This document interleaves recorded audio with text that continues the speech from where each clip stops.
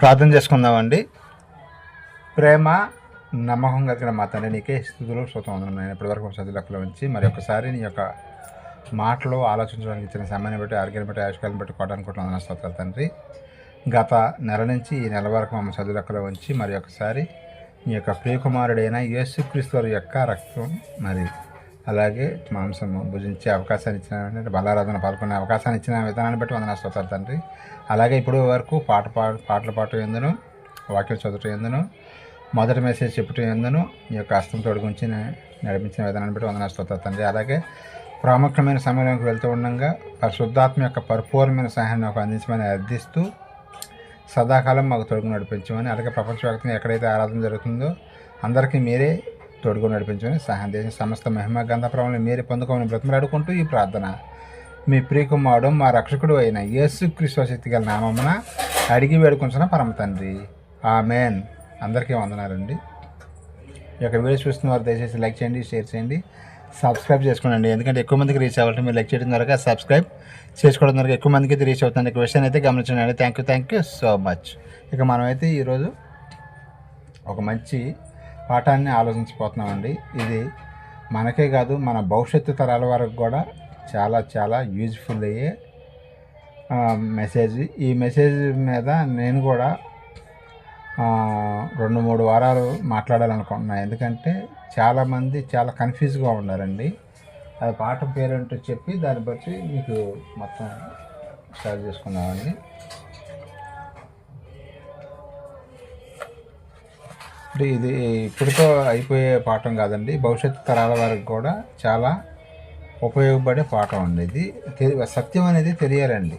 క్రైస్తవునికి ఏదో మనం బాప్తీసం తీసుకున్నాము, చర్చికి వస్తున్నాం అని కాదులే, కానీ అసలు మనం ఎవరిని ఆరాధిస్తున్నాము, అసలు మన యేసుక్రీస్తు వారు ఎవరు, తండ్రి అయిన దేవుడు ఎవరు, ఏంటి అనే విషయాల మీద ఇప్పుడు సోషల్ మీడియాలో చాలా హల్చల్ చేస్తుందండి. ఈ విషయం మీద, టాపిక్ మీద.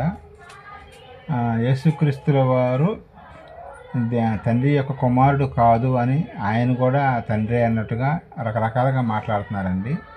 అసలు ఏంటి మరి, ఏది వాస్తవం? క్రీస్తు దేవునికి పుట్టిన కుమారుడా?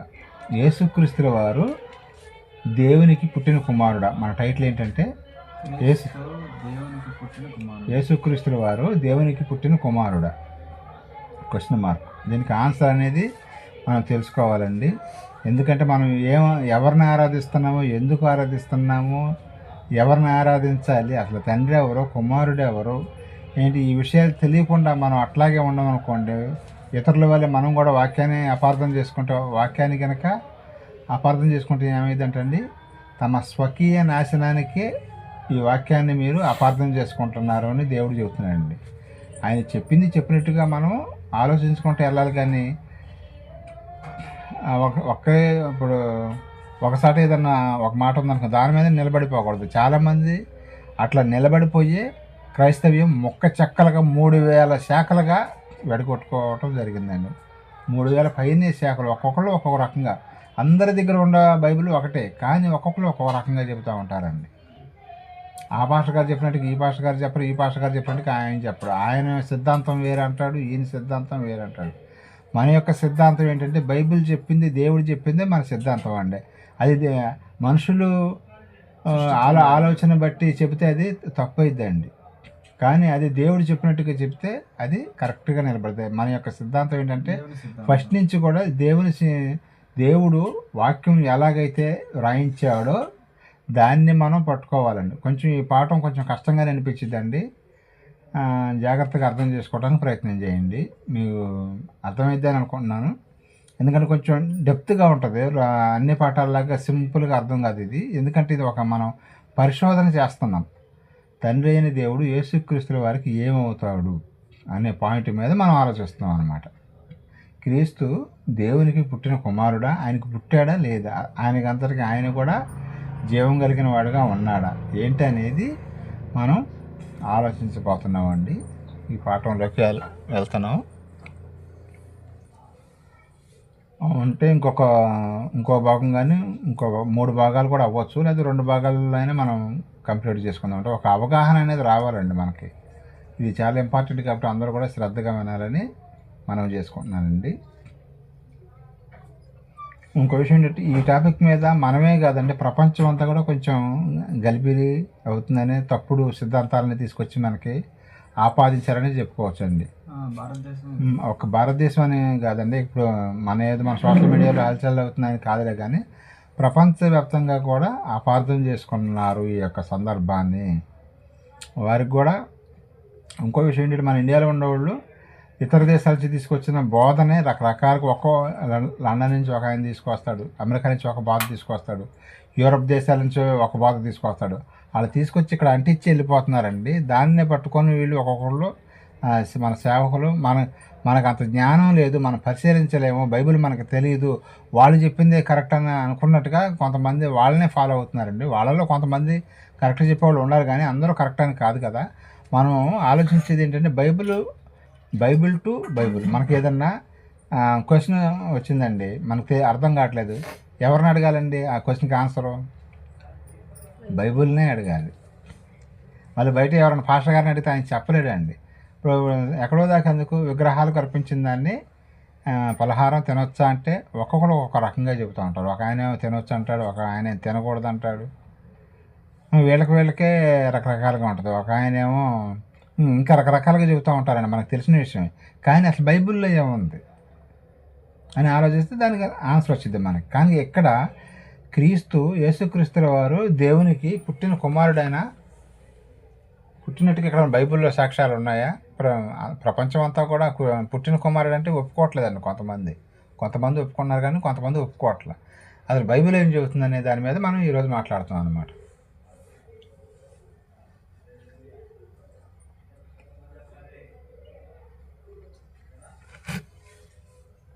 ఈ బోధ అనేది ఇతర దేశాల నుంచి కొంతవరకు ఇక్కడికి దిగుమతి చేసుకున్నారండి. ఇతర దేశాల నుంచి వస్తువులు కనుక ఎట్లాగే దిగుమతి చేసుకుంటారు. చాలామంది సేవకులు అక్కడి నుంచి వచ్చిన మిషనరీలు కానీ కొంతమంది బోధకులు కానీ చెప్పిన దాన్నే ఫాలో అవుతున్నారు. కానీ అసలు బైబిల్లో ఏముంది అనే విషయం ఆలోచించరండి. బైబిల్ చదవాలండి. బైబిల్ చదివితేనే మనకి సర్వసత్యం అనేది అర్థమవుతుంది. ఇంకో విషయం ఏంటంటే, పాత నిబంధనలో సర్వసత్యం లేదండి. యేసుక్రీస్తు వారు ఏం చెప్పారండి? వెళ్ళిపోతా సర్వసత్యం అనేది యేసుక్రీస్తు వారు వచ్చినప్పుడే స్టార్ట్ అయిందండి. అది ఎప్పుడు కంప్లీట్ అయిందంటే, పరిశుద్ధాత్ముడు వచ్చి 100 సంవత్సరాలు ఈ యొక్క బైబిల్ని రాశారు కదా. మొదటి శతాబ్దంలో 97 వరకు కూడా బైబిల్ రాయటం జరిగిందండి. అప్పుడు కంప్లీట్ అయింది అన్నమాట. ప్రకటన గ్రంథంతో సర్వసత్యం అనేది కంప్లీట్ అయింది. కొంతమంది ఏంటంటే ఇప్పుడు కూడా శనివారమే ఆరాధన చేసేవాళ్ళు ఉంటారండి. అది అంతా కొట్టివేయబడింది కదా. పాత నిబంధన కొట్టివేయబడిందంటే దాంట్లో కొన్ని విషయాలు కొట్టివేయబడ్డాయి. పాత నిబంధన పాటించాల్సిన అవసరం లేదు. ఇప్పుడు మనకి క్రొత్త నిబంధన, క్రొత్త చట్టము వచ్చింది. ఈ చట్టంలో విషయాలే మనం తెలుసుకోవాలన్నమాట. ఇంకో విషయం ఏంటంటే, ఈ బైబిల్ అనేది ఏ భాష నుంచి తర్జుమా చేయబడిందండి? ఇంకా పాత నిబంధన ఏమో హెబ్రీ భాష నుంచి ట్రాన్స్లేషన్ చేశారు. క్రొత్త నిబంధన గ్రీకు భాష నుంచి, అలాగే అరామిక్ భాష నుండి ట్రాన్స్లేషన్ చేయటం జరిగిందండి. ఇది ఫస్ట్లో మనకు బైబిల్ ఓపెన్ చేయగానే కూడా కనిపిస్తూ ఉంటుందండి, ఇది ఆదిమ హెబ్రీ గ్రీకు భాషల నుంచి అనువదించబడింది అని. అనువదించబడిన తర్వాత చాలా మనం చదివేటప్పుడు కొంతమంది అంటే ఒక్కొక్కరు రకంగా చెబుతూ ఉంటారండి. కానీ ఆదికాండము బైబిల్లో కొన్ని విషయాలు అపార్థం చేసుకున్నారండి. అపార్థం చేసుకున్న విషయాలు ఏంటో మీకు కొన్ని చూపిస్తాను ఇప్పుడు. ఆదికాండము 6వ అధ్యాయం 15వ వచనం ఒకసారి చూడండి. బైబిల్లో కొన్ని విషయాలు అపార్థం చేసుకోవడం జరిగింది. ఆదికాండంలో రాసినటువంటి బైబిల్లో ఒకసారి చదివితే దాన్ని బట్టి. ఆదికాండము 6వ అధ్యాయం 15వ వచనం అండి. 6:15. నీవు దాన్ని చేయవలసిన విధం ఇది. ఆ ఓడ 300 మూరలు పొడవును, 70 మూరలు వెడల్పును, 30 మూరలు ఎత్తును గలదై ఉండవాలను. పొడవ ఎంత అంటండి? 300 మూరలు, వెడల్పు 50 మూరలు. ఎవరికి చెప్పారండి? దేవుడు నోవహు గారు చెప్పినటువంటి లెక్కలు అనమాట ఇది. మరి ఇది పెద్దవాడేనా కాదా? ఇది పెద్దవాడు కదా. ఇంకొకసారి ఏమని రాశారో చూడండి. అంటే ఈ బైబిల్ రాసే వాళ్ళకి బైబిల్ తెలుగు భాష మీద పట్టు ఉంది కానీ బైబిల్ భాష మీద వాళ్ళకి అవగాహన లేదండి. ఇక్కడ ఈ మాట చూపించిన తర్వాత మీరు కొంచెం ఆలోచనలో పడతారు. ఆదికాండము 7:20 వచ్చిన ఒకసారి చూడండి. 7:20. మూరల ఎత్తున నీళ్లు ప్రచండంగా ప్రబలిన గనక పర్వతములు మునిగిపోయాను. అప్పుడు పక్షులేవి, పశువులేవి, మృగములేవి. సరిపోద్దండి. ఇక్కడ మీరు ఒక ఆలోచన చేయాలండి. ఏంటి 15 మూరలకే ఓడ మునిగిపోద్దండి. మూరలు మొత్తం 300 కదా. మరి ఇక్కడ 15 మూరలకే ఓడ మునిగిపోయిందని చెబుతున్నారు ఏంటి? మరి బైబిల్ అంటే ఎట్లాగా వ్రాయబడింది? పొడవేమో 300 అంట, వెడల్పేమో 50 మూరలు అని చెప్పాడు. ఇక్కడికి వచ్చేవరకు 15 మూరలకే మునిగిపోయింది అని చెబుతున్నాడు. దీనిని బట్టి ఒక అతను ఎవరంటే ఎన్వి బ్రహ్మం అనే ఒక ఆయన బైబిల్ బండారం అని ఒక 100 తప్పులు ఉండే దీంట్లో అని చెప్పేసి అతను కొన్ని విషయాలను లేవనెత్తి ఇది బైబిల్ అంతా తప్పు, 15 మూరలకే. ఇప్పుడు మూర అంటే మనం ఎంత అనుకుంటామండి? దీన్ని మూర అనుకుంటాం, లేదా బెత్తె, జాన ఇవన్నీ మనం కొలుచుకుంటాం. మరి 15 మూరలకే ఆరారత పర్వతాలు కూడా మునిగిపోతాయా? ఇప్పుడు ఈ మన డాబా ఎన్ని మూరలు ఉంటుందండి? ఇదే 10 మూరలు దాకా ఉంటుంది. దీని మీద ఇంకొక 5 మూరలు అయితే పర్వతాలు మునిగిపోయినాయి అంట. ఇది నమ్మే మాటేనా? మరి బైబిల్ అంటే ఎలా రాయబడింది అని అపార్థం చేసుకున్నారు. కానీ మన బైబిల్ పండితులు సుందరరావు గారు అయితే ఆయన మీద ఇది ట్రాన్స్లేషన్ చేసేటప్పుడు అక్కడ వాళ్ళు హెబ్రీ భాషలో చెప్తుంటే వీళ్ళకి తెలుగు భాష అయితే అవగాహన ఉంది కానీ అక్కడ 15 మూరలని రాశాడు. ఇక్కడ వాస్తవానికి అయితే 15 మూరలకి ఏది మునగదండి. పర్వతాలు ఎంత ఎత్తు ఉంటాయండి? మన దగ్గర గట్లే చాలా ఎత్తు ఉంటుంది, కొన్ని కిలోమీటర్లు ఎత్తు ఉంటుంది. మరి అలాంటిది ఇక్కడ 15 మూరలకే మునిగిపోయిందని రాశారేంటి? ఇది ఎన్వి బ్రహ్మం అని ఆయన చనిపోయాడు. ఇప్పుడు లేడు, అతను చనిపోయాడు. అప్పుడు కోర్టులో వేసాడు అన్నమాట. బైబిల్ అంతా తప్పండి, బైబిల్ని మన భారతదేశంలో బ్యాన్ చేయండి అని తీసుకెళ్ళాడు. అప్పుడు మన సుందరరావు గారు స్పందించి వాదన పెట్టుకున్నాడు. ఇది 15 మూరలు అంటే 15 మూరలనే కాదయ్యా, అది మనకి అర్థం అవడానికి జస్ట్ అట్లా భాషను మాత్రం రాశారు. రాసే వాళ్ళకి అవగాహన లేదు, ఎంత ఎత్తు అనేది వాళ్ళకి తెలియదు. 15 మూరలు అంటే ఏం 15 మూరలు? దేవదూతల 15 మూరల, మనుషులు 15 మూరల, అసలు ఎక్కడి నుంచి 15 మూరలు అనేది ఒక కౌంటింగ్, ఒక లెక్క అనేది తీసుకోవాలి అని మనోళ్ళు వాదించడం మొదలుపెట్టండి. అప్పుడు నోరు మూసాడు అనమాట. అతను బైబిల్ మీద ఎవరైనా సరే నెగిటివ్గా మాట్లాడితే అప్పుడు మనం మాట్లాడవచ్చు. మనం అనుకోవచ్చు పడవ కంటే ఒక 15 మీటర్లు ఎక్కువ అనుకోవచ్చు కదా. పడవ 300 కదా, ఇది 345. కానీ అక్కడ క్లారిఫికేషన్ ఇవ్వలేదు కదా వాళ్ళు. అబద్ధం చేసుకోకూడదు, కంటిన్యూ. ఇప్పుడు పడవ మీద అంటే భూమి మీద ఉన్నప్పుడు ఈ కొలతలు చెప్పాడు, మరి నీళ్ళ మీద జరిగిన తర్వాత కొలతలు చెప్పాడా? ఎక్కడ కొలతలు చెప్పాడా అనుకోవాలి. అది ఇక్కడ బైబిల్లో రాసేవాడు వివరణ ఇవ్వాలి కదా, కానీ వాళ్ళకి ట్రాన్స్లేషన్ చేసేటప్పుడు కరెక్ట్గా రాయలేకపోయారు అనమాట. వాస్తవానికైతే 15 మూరలకి మునుగుద్దండి వాడ, మునగదు అని. దాని మీద ఈయన ఈ పెద్ద తెలుగు గల్లులాగా ఇట్లాగా 100 పాయింట్లు తీశాడు. 1 కాదు 2 కాదు, 100 పాయింట్లు తీసి దాని మీద బైబిల్ మీద ఏదో బురద చల్దామని చూశాడు కానీ ఓడిపోయాడు. సబ్జెక్ట్ తెలిస్తే ఎవరైనా సరే అంటే అలాగని మన క్రైస్తవులు పోట్లాడుకోకూడదండి. క్రైస్తవులు అందరూ కూడా కలిసిమెలిసి ఉండాలండి. నీకు వాక్యం తెలియదు అనుకో, తెలిసిన వాళ్ళ దగ్గర నేర్చుకో, తప్పేం లేదు. లేకపోతే నువ్వు చెప్పిందే కరెక్ట్ అనుకుంటున్నావు అనుకో, అట్లా ఉండి యేసు ప్రభు రెండో రాకడ వచ్చినప్పుడు ఆయన చెబుతాడు ఎవరిది కరెక్ట్ ఎవరిది తప్పు అనేది అప్పుడు చెబుతాడు, అప్పుడు తెలుస్తుంది. అదవుతుందా? చాలామంది ఏంటంటే మాది కరెక్ట్ అంటే మాది కరెక్ట్ అని సోషల్ మీడియాలో గలిబిలు చేస్తున్నారంట. క్రైస్తవులు అందరూ కూడా తిక్కిరి బిక్కిరి చేస్తున్నారు, గలిబిలు చేస్తున్నారు. యేసు ప్రభువుని ఆయన మాత్రం ఎంత తక్కువ చేసి మాట్లాడుతారంటే అంత తక్కువ చేసి మాట్లాడుతున్నారు చాలామంది. అలా మాట్లాడకూడదండి. ఎప్పుడు కూడా యేసుక్రీస్తు వారిని మనం గౌరవించాలి. ఎందుకంటే మనకి రక్షణ ఇచ్చింది ఎవరంటే యేసుక్రీస్తు వారేనండి. ఆయన కూడా తక్కువగా మాట్లాడకూడదు. అందుకని మనం ఒక్కొక్కటి పరిశీలించుకుంటూ వెళ్తుంటే ఇక్కడ మన విషయం ఏంటంటే ఈ టాపిక్లు ఇవన్నీ కూడా మరి మనకి ఆన్సర్ ఏం రావాలంటే యేసుక్రీస్తుల వారు దేవునికి కుమారుడు, పుట్టిన కుమారుడేనా అనేది ఆ టాపిక్ మీద మనం వెళ్తున్నామండి. ఇంకా మనం చూడగలిగితే ఇందులో చెప్పాను కదా, ఈయన 8 ప్రమాణాలు 100 పాయింట్ల మీద తప్పు పట్టడం జరిగిందండి. అది అంతా కరెక్ట్ కాదు.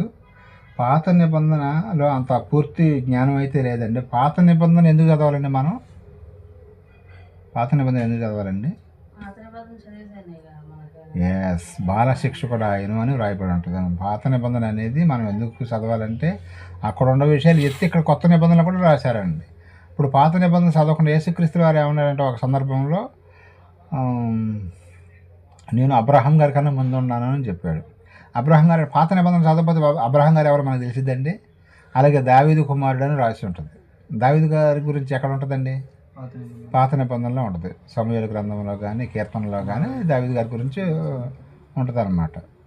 కాబట్టి పాత నిబంధన మనం ఎందుకు చదువుతున్నామంటే అక్కడ విషయాలు కొన్ని కోడ్ చేసి ఈ క్రొత్త నిబంధనలు కూడా రాయటం జరిగింది. మనకి సర్వసత్యం అనేది మాత్రం క్రొత్త నిబంధనలోనే మనకి ఉంది. అంటే పాత నిబంధన చదవకూడదంటే అది కూడా చదవాలి, అది చదవాలి, ఇది చదవాలి. దాంట్లో విషయాలు మనం సరి చేసుకుంటూ ముందుకు వెళ్ళాలండి. పాత నిబంధన చదవాలి, క్రొత్త నిబంధన చదవాలి. సర్వసత్యం కొత్త నిబంధనలు ఉన్నా సరే పాత నిబంధన కూడా బాలశిక్షకుడు ఆయన అంటే ప్రభువు దగ్గరికి నడిపించడానికి. ఇంకో విషయం ఏంటంటే పాత నిబంధనలో అన్ని పుస్తకాల్లో యేసుక్రీస్తు వారి గురించి వ్రాయబడి ఉంటుంది. తెలుసా? మనం చదువుతుంటాం, ఒక్కొక్కటి మనకు అర్థమవుతుంటుంది. పాత నిబంధనలో మనకు యేసు ప్రభు గురించి రాయబడి ఉంటుంది. చాలా సందర్భాల్లో మీకు అంతమంది చూపించారు, మరి అది చూపించుకుని ఇక్కడే మనకి చాలా రెఫరెన్స్లు ఉంటాయి కాబట్టి ఆయన చూపించలేదండి. మీకు జస్ట్ చెప్పుకుంటూ వెళ్ళిపోతున్నారు రఫ్గా. ఇంకా మనం చూడగలిగితే యోహాను సువార్త 16వ అధ్యాయం 13వ వచనం ఒకసారి చూడండి. యోహాను సువార్త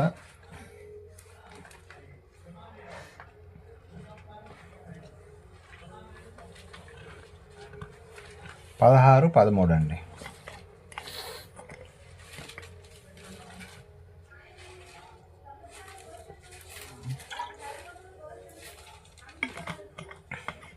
అయితే ఆయన అనగా సత్య స్వరూపి అయిన ఆత్మ వచ్చినప్పుడు మిమ్మల్ని సర్వసత్యంలో నడిపించింది. అది ఎవరు చెప్పారండి? యేసుక్రీస్తు వారే చెబుతున్నారండి. ఇక్కడ మనకి సర్వసత్యం ఎప్పుడు వచ్చిందని చెబుతున్నాడండి. సర్వస్వరూపి అయిన ఆత్మ వచ్చినప్పుడు వచ్చాడా ఆయన? ఎప్పుడు వచ్చాడండి? 2000 సంవత్సరాల క్రితం వచ్చాడు.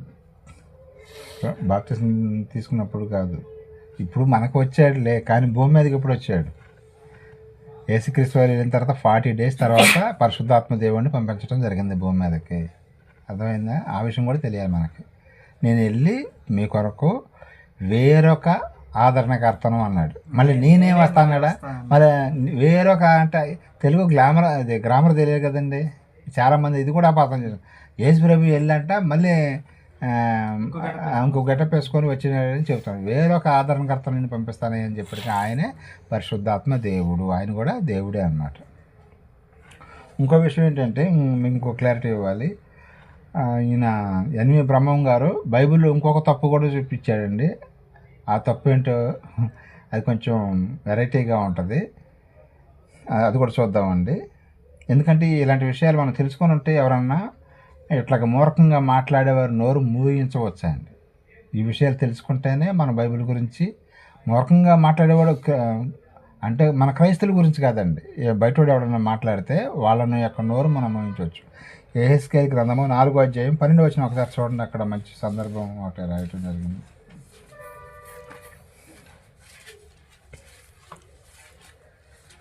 యెహెజ్కేలు గ్రంథము 4వ అధ్యాయం 12వ వచనం అండి. ఇక్కడ తండ్రి అయిన దేవుడు ఆయన ఆ రొట్టెలని కాల్చుకొని తినమంటే పెంట రొట్టెలకి రాసుకొని తినమన్నాడు మీ దేవుడు, మంచివాడు కాదు, ఎవరన్నా పెంట తినమంటాడా అని అపార్థం చేసుకున్నాడండి. అది అక్కడ ఏం రాయబడింది, ఇతను ఏం అర్థం చేసుకున్నాడు అనేది ఏదో జామ్కి రాసుకున్నట్టుగా, జామ్ ఎలా అయితే రాసుకుంటారో అలా తినమన్నాడని అపార్థం చేసుకున్నాడండి ఎన్వి బ్రహ్మం అని ఆయన. ఇక్కడ మీకు క్లారిటీ ఇస్తాను. ఇలాంటి సందర్భాలు చదివేటప్పుడు మనకు కూడా కొద్దిగా క్లారిటీ రావాలి. యెహెజ్కేలు గ్రంథము 4వ అధ్యాయం 12వ వచనం అండి. ఎవల అప్పములు అంటే ఏంటండి? రొట్టెలో చపాతీ అనుకోండి. వారు చూస్తుండగా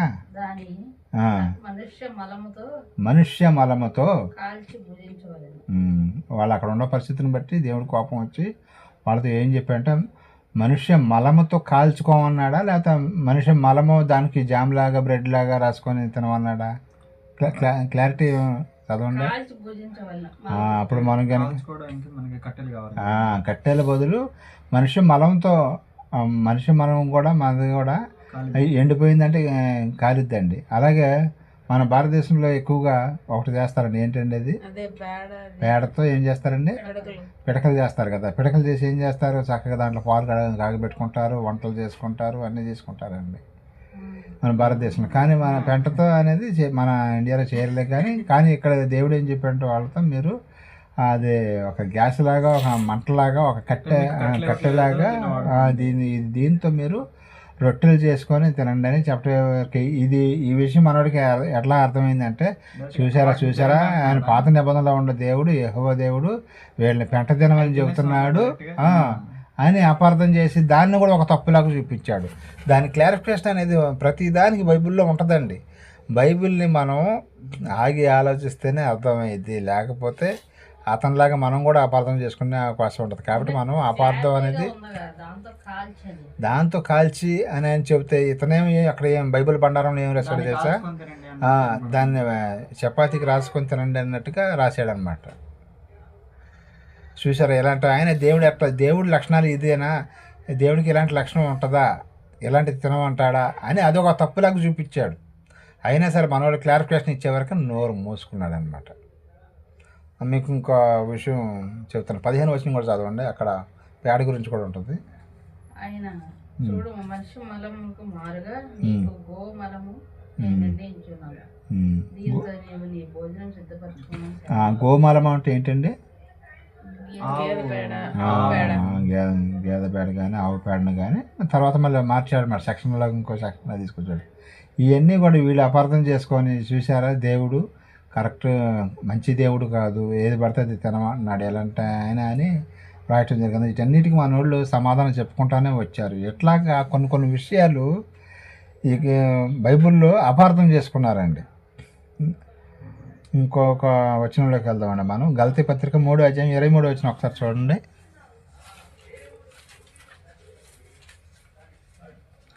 గలతీ పత్రిక 3వ అధ్యాయం 23వ వచనం అండి.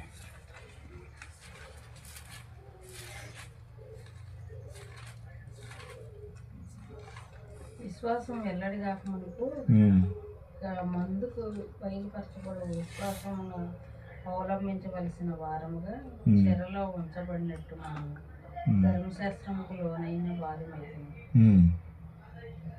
24 చదవను. కాబట్టి మనం విశ్వాసం మూలంగా నీతిమంతులమని తీర్చబడినట్లు క్రీస్తు వద్దకు మనను నడిపించుట ధర్మశాస్త్రం మనకు బాల శిక్షకుడు ఆయన. అది యేసుక్రీస్తు వారి దగ్గరికి మనం నడిపించడానికి పాత నిబంధన ధర్మశాస్త్రము ఏమైందంటండి, బాల శిక్షకుడు ఆయను. పెన్నే ఉంది.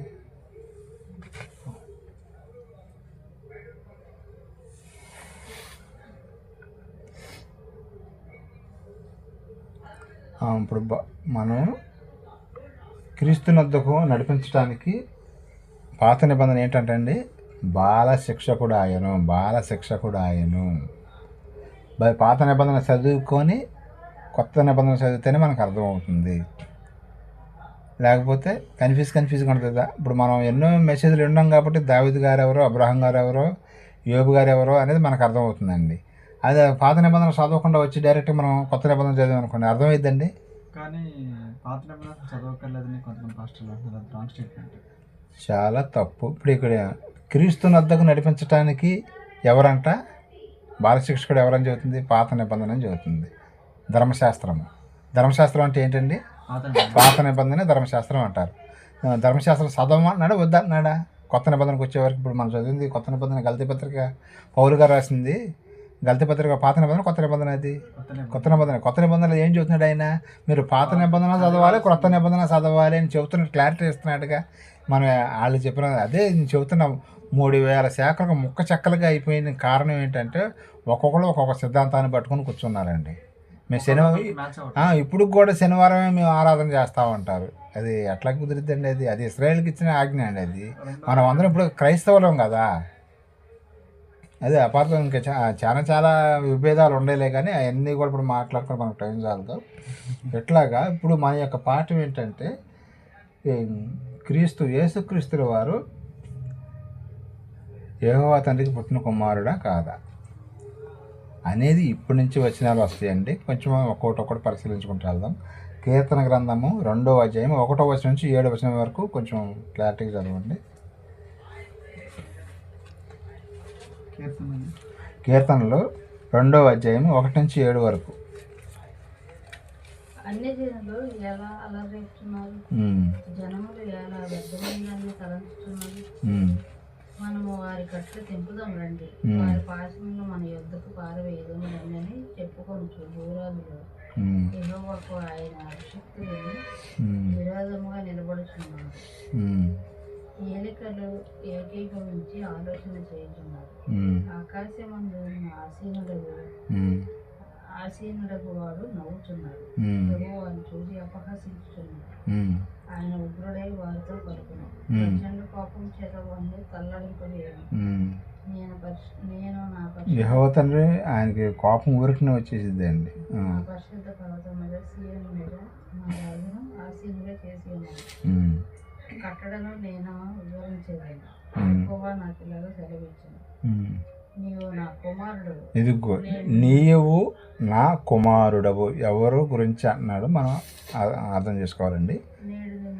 నేడు నేను కనియున్నాను. యెహోవా తండ్రి యేసుక్రీస్తు వారితో చెప్పినటువంటి మాట ఇది. ఇప్పుడు చదవండి, ఇంకొకసారి చదవండి ఆ మాట. నీవు నా కుమారుడవు, నేడు నేను నిన్ను కనియున్నాను. 8 నుంచి మళ్ళీ 12 రండి. 12 జనములకు నీకు స్వాస్థ్యముగాను భూమిని అంతముల వరకు సొత్తుగా నచ్చదని ఇనపదండంతో యేసుక్రీస్తుల వారు చాలా మంది అనుకున్నారంటే ఆయన యొక్క పరిపాలన చాలా మెత్తగా ఉంటుంది అనుకోండి. ఇనపదండం అండి, కఠినమైనది. ఇప్పుడు మనం ఉంది పాత నిబంధన కన్నా కొత్త నిబంధన చాలా కఠినం. ఎలా చెప్పగలుగుతాం? పాత నిబంధనలో ఒక మనిషిని మనం కత్తి తీసుకొని పొడిస్తేనే మర్డర్ కేసు, కానీ ఇక్కడ అట్ట కాదు. పొడుస్తా అని ఒక మాట అంటే చాలు ఆల్రెడీ మర్డర్ కేసు బుక్ అయిపోయినట్టేనంట. అక్కడ మన మీద కేసు బుక్ అయిపోయి. అప్పుడు ఏది కఠినంగా ఉంది? ఇనపదండంతో నువ్వు వెళ్తావు అంటే ఇప్పుడు యేసు రాజ్యంలో మనం ఉన్నాం కదా. ఇది చాలా కష్టమైనది. చాలామంది తేలిక అనుకుంటున్నారు, కానీ చాలా కష్టమైనది అండి. చదవండి. కొండను పగలగొట్టినట్టు వారిని ముక్కలు చెక్కలుగా పగలగొట్టారు. కాబట్టి రాజులారా వివేకులై ఉండుడి, భూపతులారా బోధనందుడు, భయభక్తులు కలిగి యెహోవాను సేవించుడి, గడగడా వణుకుచూ సంతోషించుడి. ఆయన కోపం త్వరగా రగులుకుంది. ఆయన కోపం అంటే త్వరగా రగులుకుంటుందంట. కుమారుని ముద్దు పెట్టుకున్నది, ఆయన కోపించింది. కుమారుడు ఎవరండి? యేసుక్రీస్తు వారిని మనం అందరం కూడా ముద్దు పెట్టుకోవటం అంటే ఆయన ఆరాధించాలని అర్థం అండి. అప్పుడు మీరు త్రోవ తప్పి నశించదు.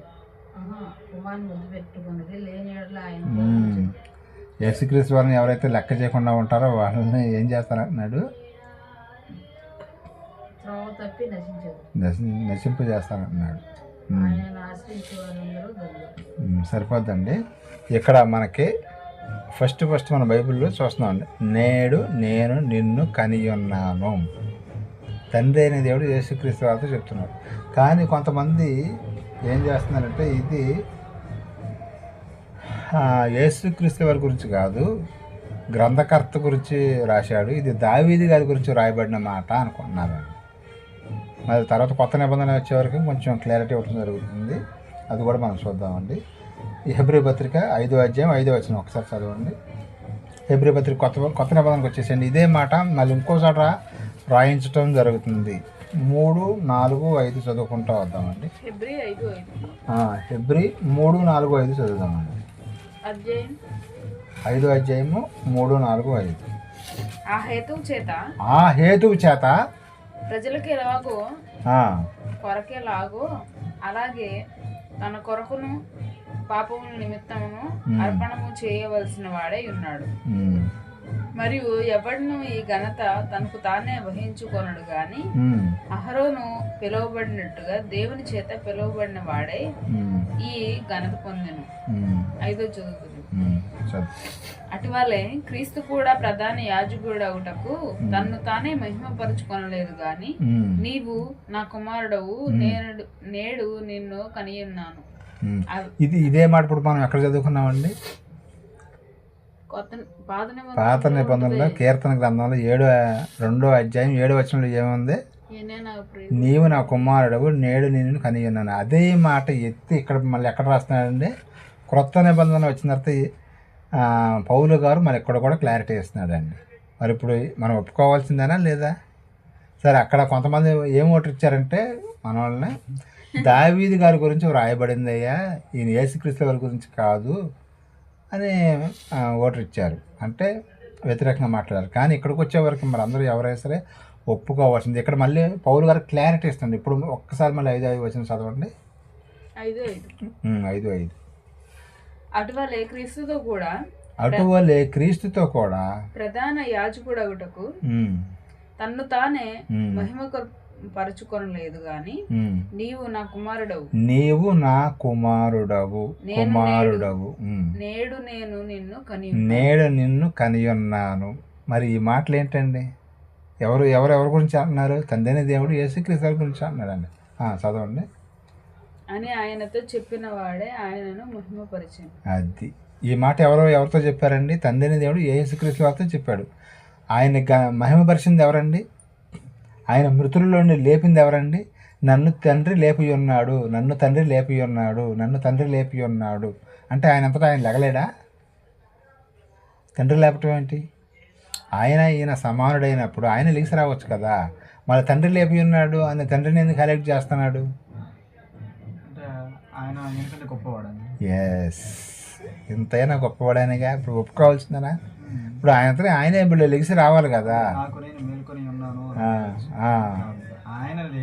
ఆయన నన్ను లేపి ఉన్నాడు అంటే మరి తండ్రికి ఆయనకి ఎంతో విలువనిస్తున్నాడండి, గొప్పతనాన్ని ఇస్తున్నాడు. ఒకవేళ ఆయనతో పాటు సమానంగా కూర్చోబెట్టుకున్నాడండి, కాదంటలేదు.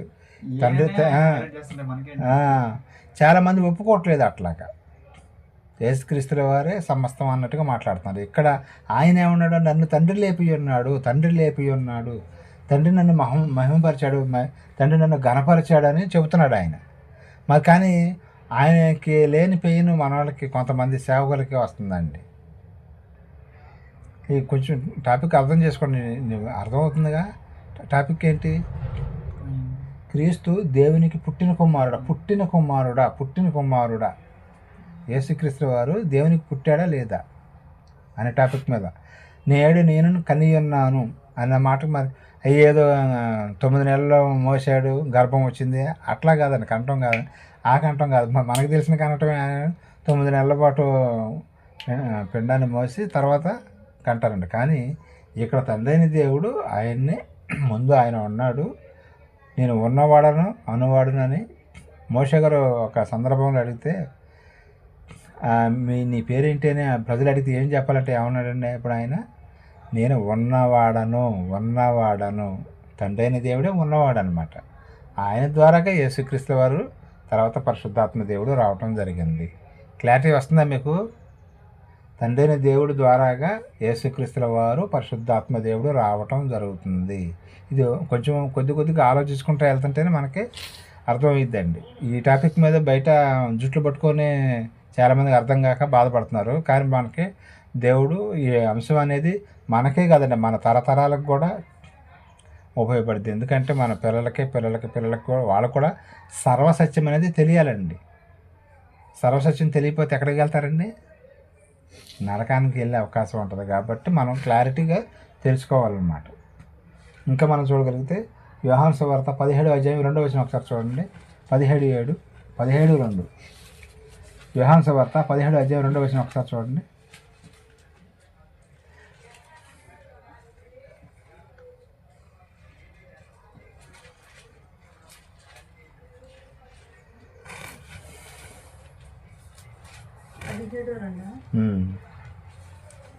తండ్రి నా గడియ వచ్చుచున్నది, నీ కుమారుడు నిన్ను మహిమపరచునట్లు నీ కుమారుని మహిమపరచుము. నీవు నీ కుమారునికి ఇచ్చిన వారందరికీ ఆయన నిత్యం అనుగ్రహించినట్లు సర్వ శరీరుల మీదను ఆయనకు అధికారం ఇచ్చుతుంది. ఉమ్. రెండైపోయింది. అధికారం ఇచ్చాడంట. అధికారం లేదా ఆయనకి? ఇక్కడ అర్థమవుతుందా?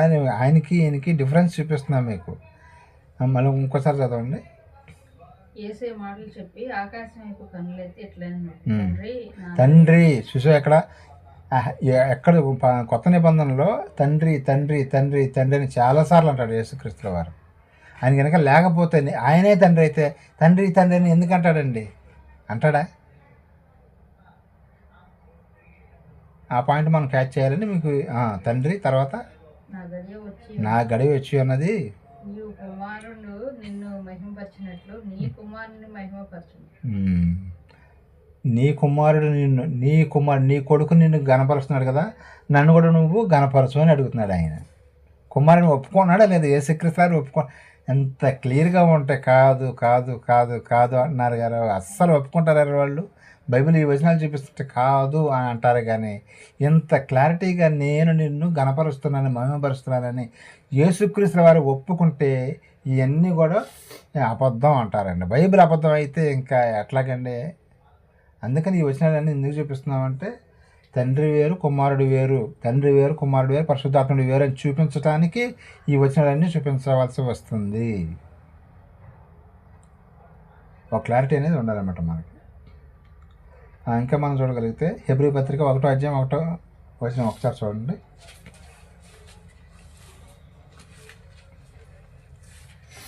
హెబ్రీ 1:1 నుంచి 5 వరకు రండి.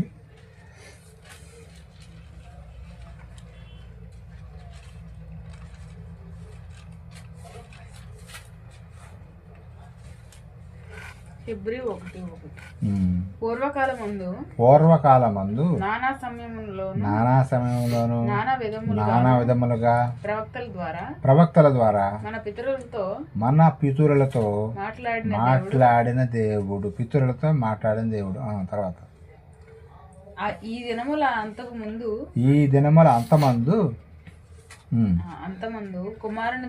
కుమారుడు ఎవరండి? మరి యెహోవా ద్వారా అని అనొచ్చుగా. మరి కుమారుడు ఎందుకు రాశాడు? కుమారుడు ఇక్కడ యేసుక్రీస్తు వారు అర్థమవుతుందిగా. బైబిల్ చాలా వచనాలు ఉంటాయండి.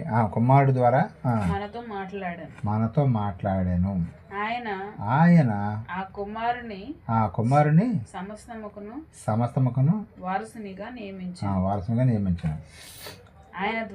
ఆయన ద్వారా ప్రపంచములను నిర్మించాను. ఆయన ద్వారా ఆయన దేవుని మహిమ యొక్క తేజస్సును ఆయన తత్వం యొక్క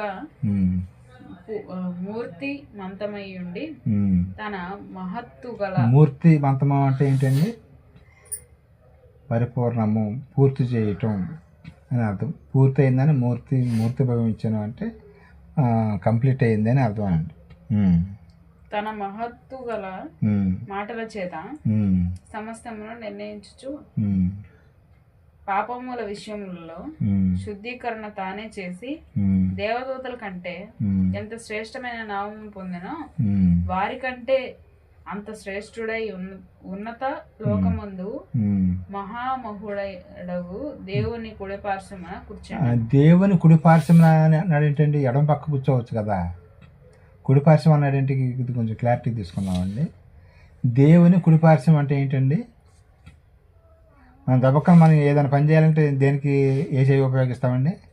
కుడి చేయి. అంటే తండ్రైన దేవుడు కూడా యేసుక్రీస్తు వారిని కుడి చేయలాగా భావిస్తాం. ఏ పని చేయడానికైనా దేనికైనా సరే యేసుక్రీస్తు వారిని ముందు ఇంపార్టెంట్గా తీసుకుంటున్నాడని చెప్పడానికి కుడివైపున అనటం జరిగిందండి. కుడివైపు అన్నదానికి అంత ప్రాధాన్యత ఉంటుంది.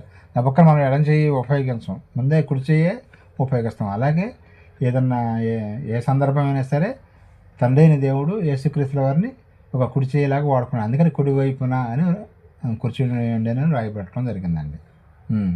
తర్వాత అదిగో కుమారుడై ఉన్నాడు. ఇక్కడ కూడా క్లారిటీ ఇస్తున్నాడు. కుమారుడు అంట. ఎవరు కుమారుడు? తండ్రైన దేవునికి కుమారుడు యేసుక్రీస్తుల వారు. ఇప్పుడు కొన్ని కోట్ల మంది దూతలు ఉన్నారు కదా, ఆ దూతల్లో ఎవరితో కూడా మీరు నా కుమారులు అనలేదంట. చాలామంది ఏమనుకుంటారంటే దేవదూతలు కూడా దేవుని కుమారులు అనుకుంటారండి. కాదు కాదు, నరులను మాత్రమే ఆయన మనల్ని మాత్రమే కుమారులుగా అంగీకరించాడు. దూతలు ఆయనకి కుమారులు కాదు, సేవకులైన ఆత్మలు, సేవకులు వారు మనకే ఎక్కువ ప్రయారిటీ ఇచ్చాడు. మనకే ఎక్కువ ప్రయారిటీ ఇచ్చారు. కానీ మనమే ఆయన్ని మనుషులే ఆదాం దగ్గర నుంచి అవ్వమ్మ దగ్గర నుంచి ఆయన ఇబ్బంది పెట్టుకుంటూ వస్తున్నారు. అయినా సరే ఇంకా ప్రేమిస్తున్నాడు. ఎందుకంటే యేసుక్రీస్తు యొక్క రెండో రాకడ ఉంది కాబట్టి అప్పటి వరకు ఓపిక పడుతున్నాడు అనమాట. ఆయన అంత కోపం ఉండదు సరే, ఆయన కోపం అంట త్వరగా రగులుకుంటుందంట. ఆ రగులుకుంటున్న కోపాన్ని ఎవరు చల్లారుస్తున్నారండి? కుడి పక్కనే ఉన్న కుమారుడు యేసుక్రీస్తు వారు తండ్రి ఆగండి అని ఆయన కొద్ది శాంతపరుస్తున్నాడు అనమాట. ఇంకా మారతారని మన పక్షాన యేసుక్రీస్తుల వారు మనవి చేస్తున్నాడు, విజ్ఞాపన చేస్తున్నాడు అంట ఆయన. ఇంకా చదవండి, 6 చదవండి. మరియు ఆయన భూలోకమునకు ఆది సంభూతుడు మరలా రెండవ రాకడలో మళ్ళా రప్పించినప్పుడు దేవుని దూతలందరూ ఆయనకు నమస్కారము చేయవలనని చెప్పుచున్నాడు. ఆది సంభూతుడు అంటే ఎవరండి?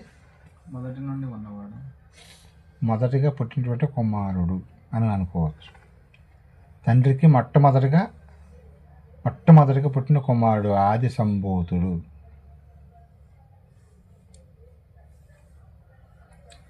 ఇక్కడ బైబిల్లో ఇట్లా ఆలోచించుకోబోతుంటే చాలా వచనాలు తగులుతాయండి, వస్తూ ఉంటాయి.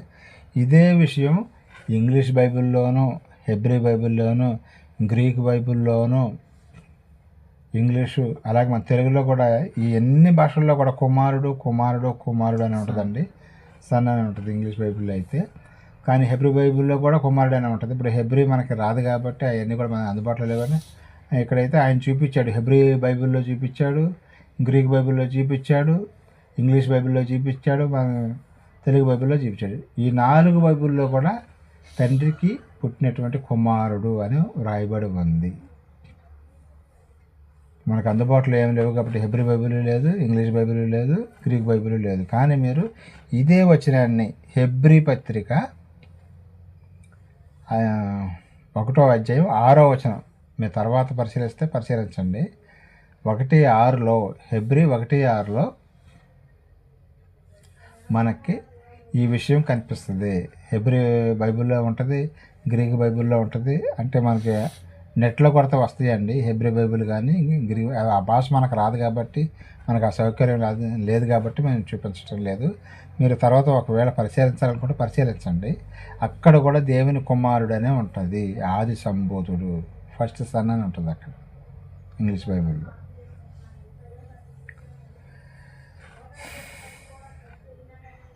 ఇంకా మనం కొన్ని విషయాలు చూద్దామండి. యేసుక్రీస్తు వారు పుట్టాడు అనే విషయం మళ్ళీ పాత నిబంధనలో సామెతల గ్రంథంలో కూడా రాయటం జరిగిందండి.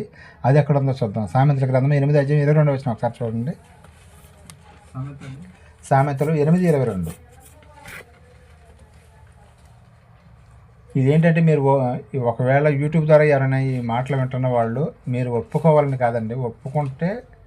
ఒప్పుకున్నా ఒప్పుకోకపోయినా సత్యం అనేది ఒకటి ఉంటుంది కదండి. ఆ సత్యాన్ని మీకు చెప్పాలని మాత్రమే ఉద్దేశంతోనే చెప్పడం జరుగుతుందండి. సామెతలు 8:22. పూర్వకాలం మందు తన సృష్టి ఆరంభమున తన కార్యములలో ప్రధానమైన దానిగా యెహోవా నన్ను కలగజేశాను. ఈ మాట చెప్పేది ఎవరండి? యేసుక్రీస్తు వారండి. ప్రథమమైన దానికి ఇక్కడ ఒప్పుకున్నాడా ఆయన లేదా? నేను కూడా ఆయనతో పాటు సమానంగా ఉన్నాడా, లేకపోతే ఆయన నేను ఇద్దరు ఉన్నావు అన్నాడా? ఏమని ఒప్పుకున్నాడండి ఇక్కడ ఆయన? నన్ను కలుగజేశాను, క్రియేట్ చేశాడని ఒప్పుకున్నాడా లేదా? కొంచెం చదవండి కింద కానీ కాదు. అనాది కాలమును మొదలుకొని మొదటి నుండి భూమి ఉత్పత్తి అయిన కాలమునకు పూర్వము నేను నియమించబడుతుంది. ఆయనట నియమింపబడ్డాడంట. దేనికి నియమింపబడ్డాడండి? యేసుక్రీస్తు వారు మనందరిని రక్షించడానికి. అప్పుడే ఆయన ఫస్ట్ ఆయన పుట్టిన అప్పుడే నీవు ఆ, ఇంకా నీ తమ్ముళ్ళ కోసం నీ చెల్లెళ్ళ కోసం నువ్వు ప్రాణం పెట్టాలని చెప్పడం జరిగిందండి.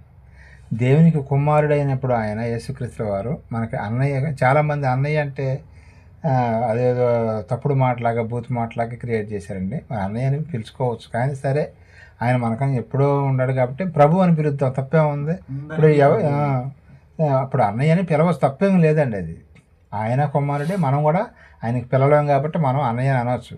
కానీ కొంతమంది మనోభావాలు దెబ్బతింటున్నాయి కాబట్టి ప్రభు అని పిలుద్దాం, తప్పేముంది. ప్రభు అన్నయ్య కూడా కరెక్టే, ఆది సంభూతుడు కదా మొట్టమొదటి. వీళ్ళ కోసం మనం మనుషుల కోసం ప్రభు అని అన్నాం, ఓకే. ప్రభు అనేదే మనం కూడా పిలుద్దాం.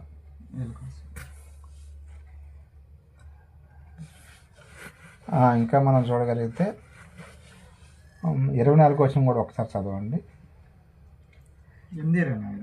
సామెతల గ్రంథం 8:24 వచనం. ప్రవాహ జలములు లేనప్పుడు నీళ్ళతో నిన్న ఓటలు లేనప్పుడు నేను పుట్టాను అన్నాడు, ఒప్పుకున్నాడు కదా ఆయన. ఈ ప్రవాహం కానీ ఈ సృష్టి కానీ ఏమి లేనప్పుడు నన్ను కలగజేశాడు. నేను పుట్టాను అని యేసుక్రీస్తు వారు చెప్తుంటే కాదు కాదు కాదు అని చాలామంది వాదిస్తున్నారండి. ఉండవాడు ఆయన తండ్రి, ఆయన కుమారుడు, పరిశుద్ధాత్ముడు, ఆయనే 3 పాత్రలు ఆయనే పోషిస్తున్నారని ఈ వాదన ఇప్పుడు వాళ్ళదే. కాదు అని మన వారు. ఇప్పుడు మరి ఏది కరెక్ట్ అనిపిస్తుంది? ఇన్ని వచనాలు చూసాం కదా, ఏది కరెక్ట్ అనిపిస్తుంది? అది ఒప్పుకోవట్లేదు వాళ్ళు. కాదు ఏదో ఒక యాక్టర్ ఒక ఆయన 3 పాత్రలు వేసాడు కదా, అలాగే ఈయన కూడా 3 పాత్రలు వేశాడు అంటారు. అప్పుడు పాత నిబంధనలు యెహోవాగా ఉన్నాడు, కొత్త నిబంధనలు యేసు ప్రభువులాగా వచ్చాడు, తర్వాత మళ్ళీ వెళ్ళిపోయి ఆయనే మళ్ళీ పరిశుద్ధాత్మ దేవుడిగా వచ్చాడని అంటున్నారు. అది తప్పు అని బైబిల్ స్పష్టంగా చెబుతుంది. యేసుక్రీస్తు నా తండ్రి నా తండ్రి నా తండ్రి అని అంటున్నాడు. ఆయన లేనివాడి గురించి ఆయన అబద్ధం ఆడతాడండి?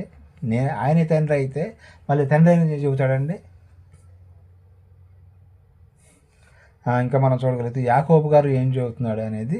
ఇప్పుడు యేసుక్రీస్తుల వారే తండ్రికి కుమారుడు అనుకున్నాం కదా, మనం మరి ఆయనకి పిల్లలు కాదు, అది కూడా మనం తర్వాత చూద్దామండి. యాకోబు పత్రిక 1:18 వచ్చిన ఒకసారి చూడండి.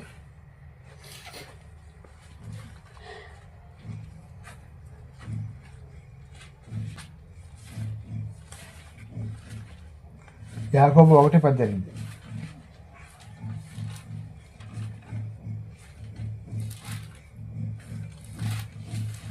ఆయన తాను సృష్టించిన వాటిలో మనము ప్రథమ ఫలముగా ఉన్నట్లు సత్యవాక్యం వలన మనలను తన సంకల్ప ప్రకారం కలిగిన మనల్ని కూడా కన్నాడంట ఆయన. మనం కూడా ఆయన పిల్లలమేనా? ఇప్పుడు మేము దేవుని పిల్లలు అంటే మీరు కూడా దేవుళ్ళేనా అని కొంతమంది రెట్టించే వాళ్ళు ఉంటారండి. మనమందరం కూడా ఆయన పిల్లలమేనా అని ఇంకొంచెం క్లారిటీ తీసుకుందామండి. 1 యోహాను 3:1 అక్కడ క్లారిటీ ఇస్తున్నారు చూడండి. మీరు కూడా పిల్లలే అని అన్నాడు చూడండి.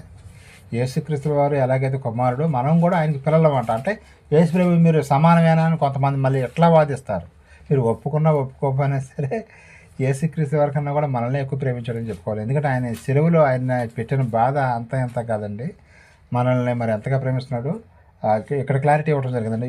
యోహాను గారు రాసిన మొదటి పత్రిక 3:1 అండి. మనం దేవుని పిల్లలమని పిలువబడినట్లు తండ్రి మనకెట్టి ప్రేమను అనుగ్రహించిన చూడుడి. సరే అండి, మనము ఎవరి పిల్లలు అంటండి? దేవుని పిల్లలు. మనము అంటే అందరం, ప్రపంచంలో ఉన్న ప్రతి ఒక్కళ్ళు కూడా, మనుషులందరూ కూడా దేవుని పిల్లలము. అలాగే మరి యేసుక్రీస్తుల వారు ఆయన కుమారుడేనా? ఎస్, ఆయన కుమారుడే. మరి ఆయన మనం సమానమా అంటే ఇట్లా కూడా అపార్థం చేసుకుంటారండి కొంతమంది. అందుకని మనము పిల్లలమే, యేసుక్రీస్తు వారి కుమారుడే. ఒక రకంగా చెప్పాలంటే మరి మనకి రావాల్సిన శిక్షను ఎవరికి ఇచ్చాడండి? ఆ శిక్ష ఎవరిని భరించమని చెప్పాడు? ఆయనలో ఆయన ఏ పాపం లేకపోయినా సరే ఆయనకి శిక్ష వేయబడింది. మనం అన్ని పాపాలు చేసినా సరే మనకి శిక్ష పడలేదు. దేవుడు మరి ఎవరిని ఎక్కువ ప్రేమిస్తున్నట్టు అంటే ఆయనకి ఉండే విలువ ఆయనకే ఉంది. అందుకని ఏ పాపం చెప్పినా సరే మన నిమిత్తం రక్తాన్ని కార్చాడు కాబట్టి అన్ని నామముల కన్నా పై నామం అక్కడ తీసుకెళ్ళి కూర్చోబెట్టాడు ఆయన్ని. అక్కడ పరలోక రాజ్యంలో కుడిపార్శ్వాన్ని కూర్చొని పెట్టుకున్నాడు అండి ఆయన్ని. ఆయన చేసిన పనిని బట్టి. మనుషుల కంటే అదే మనం కూడా ఆయనకిలాగే మనం ఉన్నామనుకోండి, జీవించామనుకోండి, మనం కూడా ఎక్కడ కూర్చోబెడతాడండి? ఆయన పక్కనే కూర్చోబెడతాడండి, వేరే చోట కూడా కాదు. మనం కూడా యేసుక్రీస్తు వారిలాగా ఏ పాపం లేకుండా జీవించినట్టయితే మనల్ని కూడా ఎక్కడ కూర్చోబెడతాడండి ఆయన? మరి ఈ 12 మంది అపోస్తులు ఉన్నారు కదా, వాళ్ళని ఏమన్నాడండి? మీరు మాకు ఇంత కష్టపడుతున్నాం కదా, మా భార్య పిల్లల్ని కూడా వదిలేసేసి తిండి లేకపోయినా సువార్త నిమిత్తం ప్రపంచం అంతా కూడా తిరుగుతాం కదా, మాకు ఏంటి అని అడిగారు యేసుక్రీస్తు వారిని. అప్పుడు ఏం చెప్పాడు ఆయన? మీ కొరకు పరలోక రాజ్యంలో సింహాసనము సిద్ధపరుస్తున్నా అన్నాడు ఆయన. సింహాసనం అంటే ఏదో కుర్చీ అని కాదండి, అంటే అధికారము. ఆ 12 మంది కూడా అపోస్తులకు కూడా అధికారం అనేది ఇస్తున్నాడంట ఆయన. ఎక్కడ కూర్చోబెట్టుకుంటాడంట? తండ్రి సింహాసనం మీదే కూర్చోబెట్టుకుంటాడంట. తండ్రి సింహాసనం మీదే, పక్కన వేరే సపరేట్ కుర్చీలు ఏమంటలే వాళ్ళకి. తండ్రి సింహాసనం మీద కుడిపార్శ్వమున యేసుక్రీస్తు వారు ఉన్నారు, ఆయన పక్కన ఈ 12 మంది అపోస్తులు కూడా ఉంటారండి. అదే మనం కూడా ఏదో సింహాసనం అంటే ఏదో 2-3 బట్టి సింహాసనం అనుకుంటున్నాం మనం, కానీ పరలోక రాజ్యం సింహాసనం చిన్నగా ఉండదండి, చాలా పెద్ద సింహాసనం, కొన్ని వేల లక్షల మంది కోట్ల మంది బట్టి సింహాసనం అది. అందుకని నా పక్కన కూర్చోబెట్టుకుంటాను అన్నాడు ఆయన. జయించు వారిని నేను నా పక్కనే కూర్చోబెట్టుకుంటానని చెప్పాడు ఆయన. ఆయన సింహాసనం మీద అంత గొప్ప తండ్రి, మంచి తండ్రి ఉన్నాడండి. ఇక్కడ మనం ప్రశ్న ఏంటంటే, క్రీస్తు దేవునికి పుట్టిన కుమారుడేనా? మన ఈ పాఠంలో పుట్టినట్టుగా మనకి రెఫరెన్స్లు ఏమైనా కనిపించింది బైబిల్లో? కీర్తనలోనూ కనబడింది, హెబ్రీ పత్రికలోనూ కనబడింది. యేసుక్రీస్తు వారు కూడా చాలాసార్లు తండ్రి తండ్రి తండ్రి తండ్రి అని పిలవటం జరిగింది. ఒకవేళ ఇద్దరు సమానమే అయితే తండ్రి అని ఎందుకు పిలుస్తాడు ఆయన్ని? నేను యేసు ప్రభుని, నేను దేవుణ్ణి అని ఎక్కడైనా ఆయన తలాగరేసినట్టుగా మనం చూస్తామండి బైబిల్లో. తండ్రికే ఎంతో విలువ ఇచ్చాడండి ఆయన. చివరిగా ఒక్క మాట నేను చదివించి ముగించేస్తాను. యాకోబు పత్రిక 2:5 ఒకసారి చదవండి. యాకోబు పత్రిక 2వ అధ్యాయం 5వ వచనం, తర్వాత రోమా 8:17 రెండు చదువుకొని ముగించేసుకుందామండి. యాకోబు 2:5. నా ప్రియ సహోదరులారా, ఆలకించుడి. ఈ లోక విషయంలో దరిద్రులైన వారికి వారిని విశ్వాసమునందు భాగ్యవంతులుగాను తను ప్రేమించిన వారికి తాను వాగ్దానం చేసిన రాజ్యమునకు వారసులుగా ఉండటకు దేవుని ఏర్పరచుకోలేదు. వారసులు అంటే ఎవరండి? వారసుల్ని ఎవరంటారండి? మనం పుట్టిన వాళ్ళు. ఇప్పుడు మనం అందరం కూడా వారసులు ఏమైనా దేవునికి? ఎస్, దేవుడికి మనందరం కుమారులం కాబట్టి మనం అందరం కూడా వారసులమే, ఆయన పిల్లలమే మనం అని క్లారిటీ ఇచ్చేసాడు ఇక్కడ. వారసుడు అంటే ఎవరండి? కుమారుడు అని అర్థమవుతుందిగా. అలాగే మనం అందరం కూడా ఎవరంట? జెంట్స్ అయినా లేడీస్ అయినా ఎవరైనా సరే ఆయనకి కుమారులు. చివరికి ఇంకొక మాట చదువుకొని ముగించేసుకుందామండి. రోమా 8:17 అండి. మరణము ఒకని అపరాధం మూలమున వచ్చినదే, ఆ ఒకని ద్వారానే ఏలిని ఎడల కృపా బాహుళ్యమును నీతి దానమును పొందువారు జీవము గలవారై మరి నిశ్చయముగా యేసుక్రీస్తు ఒకరి ద్వారానే ఏలుదురు. రోమపత్రిక 8:17. ఇక్కడ యేసుక్రీస్తు వారి ద్వారా మనందరూ కూడా ఆయన రక్షణ కల్పించడానికి దేవుడు మనల్ని, యేసుక్రీస్తు వారిని ఎన్నుకోవటం జరిగిందండి. ఆయన ఎట్లాగైతే కుమారుడు, మనమందరం కూడా కుమారులమే. మన నిమిత్తం యేసుక్రీస్తు వారు శిలువలో తన యొక్క ఆఖరి బొట్టు వరకు కూడా రక్తాన్ని చిందించడం జరిగింది. అలాగే మనం కూడా మన స్నేహితుల కొరకు ప్రాణం పెట్టబద్దులమై ఉన్నాం. అంటే ప్రాణం పెట్టమని కాదండి, మన స్నేహితుల కొరకు అంటే మనం ఏం చేయాలంటండి? ప్రాణం పెట్టబద్దులమై ఉన్నామని చెబుతుంది బైబిల్. అంటే ప్రాణం పెట్టాలి మనం కూడా. ఒకవేళ సందర్భం వస్తే పెట్టాలేమో, కానీ కనీసం ఇప్పుడు మా దేహానికి ప్రాణం ఏంటండి? ఈ శరీరానికి ప్రాణం ఏంటి? రక్తము. రక్తం అంటే ఈ బాడీతో మనం దేవుని యొక్క పని చేయాలని ఆయన కోరిక అండి. ఈ దేహంతో ఆయన మహిమపరచాలి, వాక్యం చెప్పాలి, చెప్పించాలి, అనేకులు ఆయన వైపు త్రిప్పాలి అని ఆయన యొక్క ఆలోచన. ఇక్కడ మన యొక్క సబ్జెక్ట్ ఏంటండి? ఇక్కడ వరకు ఆపుతున్నాను నేను. ఇక వచ్చే వారం ఇంకో భాగంలో తెలుసుకుందాం. యేసుక్రీస్తుల వారు దేవునికి పుట్టిన కుమారుడేనా కాదా? ఏమైనా కొంతవరకు ఏమైనా క్లారిటీ వచ్చిందా? ఇంకా చాలా వచనాలు ఉన్నాయండి బైబిల్లో. దేవునికి పుట్టిన కుమారుడు సామెతల్లో కానీ, హెబ్రీలో కానీ, కీర్తనలో కానీ పుట్టిన కుమారుడు అని ఆయనే చెబుతున్నాడు. కానీ చాలామంది ఒప్పుకోవట్లేదు. ఇది ఒప్పుకున్నా ఒప్పుకోకపోయినా సరే యేసుక్రీస్తు వారు దేవునికి పుట్టిన కుమారుడే అని మనకు కొంతవరకు క్లారిటీ వచ్చిందండి. ఇంకా చాలా వచనాలు ఉంటాయి. వచ్చే వారం కూడా నేను ఇదే టాపిక్ మీద మాట్లాడతాను. ఎందుకంటే ఒక క్లారిటీ రావాలి. మనకే కాదండి, మన పిల్లలకు కూడా తండ్రి వేరు, కుమారుడు వేరు, పరిశుద్ధాత్ముడు వేరు అని తెలియాలి. తెలియకుండా ఉన్నామనుకోండి, మనం కూడా అందరితో పాటు నరకానికి వెళ్ళే అవకాశం ఉంటుంది. కానీ అలాంటి దుస్థితి మనకు రాకూడదని నేను ఈ యొక్క మాటలన్నీ కూడా చెప్పడం జరిగిందండి. చిన్న ప్రార్థన చేసిన తర్వాత బలారాధనలోకి వెళ్ళిపోతామండి. తర్వాత ముగ్గురు ప్రార్థన చేసుకుని ముగించుకుందాం. ప్రేమ నమ్మకం మా తండ్రికి స్తోత్రం. నేను ఇప్పటి వరకు మీకు ఆత్మసాయంతో నన్ను నడిపించిన విధానాన్ని బట్టి వందనాలు తండ్రి. ఇప్పటివరకు నేను పిల్లలకు నేను మాటలు చెప్పాను తండ్రి. నేను మరి యేసుక్రీస్తు వారు మరి మీకు పుట్టిన కుమారుడా కాదా అనే అంశం మీద మాట్లాడుతున్నామండి తండ్రి. మాకు పూర్తి అవగాహన వచ్చేలాగా సహాయం చేశాను. కొంచెం కష్టమైన పాఠమే కానీ మేము అందరం అర్థం చేసుకునేటట్లుగా సహాయం తెచ్చామని ప్రార్థన ప్రియకుమారుడు మనకు యేసుక్రీస్తు నామమున అడిగి వేడుకుంటున్నాం పరమ తండ్రి. ఆమేన్ ఆమేన్.